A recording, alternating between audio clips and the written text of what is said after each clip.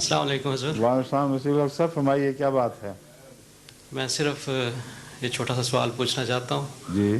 یہ کہ حضور حضرت مسیح موعود علیہ الصلوۃ والسلام کی جو منظوم کلام ہے، اس طرح ان کی تحریرات ہیں، جی. اس میں بہت سے مشکل الفاظ ہیں جن کا صحیح تلفظ جاننے کے لیے ٹھیک ہے. کیا اس سلسلے میں کوئی کام ایسا ہو رہا ہے جو ہاں ایک تو ہو رہا ہے کراچی کی لجنہ میں، در سمین کے اوپر انہوں نے بڑی محنت کی ہے.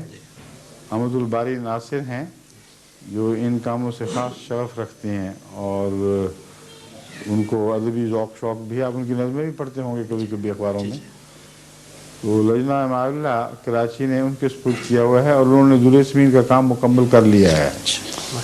تمام مشکل الفاظ کی ساتھ کہ انہوں نے گلوسری جس کو انگریزی میں کہتے ہیں، اس کو کیا کہتے ہیں اردو میں؟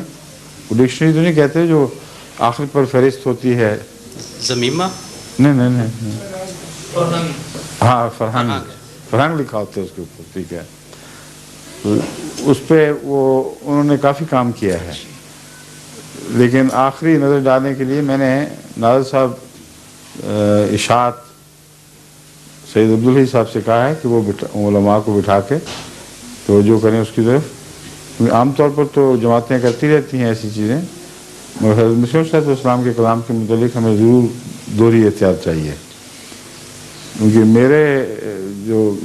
میرا جو کلام چھپا ہے اس میں بھی لجنہ کراچی نے ہی بہت محنت کی تھی، لیکن اس سے زیادہ محنت مجھے بھی کرنی پڑی تھی. کیونکہ میں اور پرائیویٹ سیکرٹری صاحب بیٹھ کے جب دیکھتے تھے تو پتہ چلتا تھا کہ بہت سی باتوں میں ان کے اور ہمارے ترجمے میں فرق پڑ جاتا تھا. تو اب ہم اس تجربے سے فائدہ اٹھاتے ہوئے میں سمجھتا ہوں کہ ہمیں حضرت مسیح موعود علیہ الصلوۃ والسلام کے تراجم کے مطابق بہت احتیاط کی ضرورت ہے. سمجھ گئے آپ؟ جی.